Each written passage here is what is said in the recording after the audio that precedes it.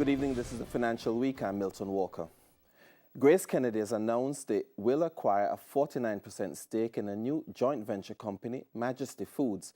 Majesty is a Florida-based manufacturer of patty and empanada products. The range of Majesty products portfolio is marketed under its own brands, Patty King and Latin Delights, as well as under other third-party brands. The value of the deal was not disclosed. After encouraging more of its customers to utilize its electronic services, Scotiabank today admitted that some of its ATMs have been down because of the large number of customers using these machines. But President and CEO of Scotia Group Jamaica, David Newell, is announcing that new ATMs are coming before the end of the year. Truth is, we have not been as quick to roll out new ATMs. It requires new technology, a whole new platform.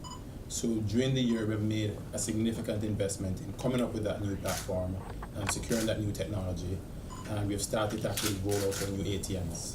So we expect to have about 10 to 15 new ATMs in the market before the end of the year.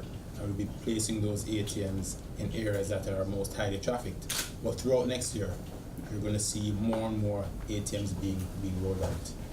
Mr. Newell says the new ATMs will be more reliable with upgraded features. We know it's a frustration for our clients when they can't access their funds.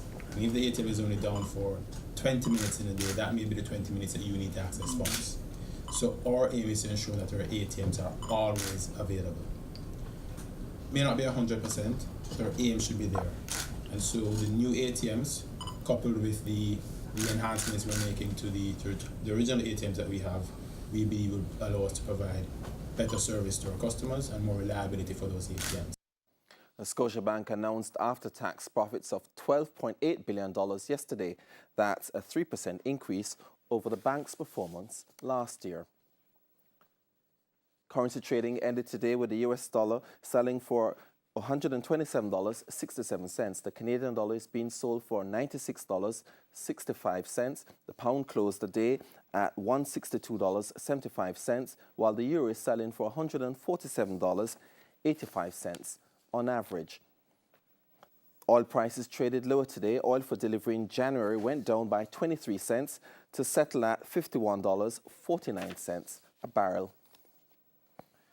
The JC Index lost 8,702 points today, while the Junior Market Index went up by 110 points. Among the winners today were Carib Cement, Everything Fresh, General Accident Insurance, Honeybun, Iron Rock Insurance, Jamaica Broilers, and Kingston Properties. On the losing side were Barita Investments, Express Catering, Foss Rich, Grace Kennedy, Indus Pharma, Jetcon Corporation, Kingston Wharves, and Lasco Distributors. That's Financial Week. I'm Milton Walker. Good evening.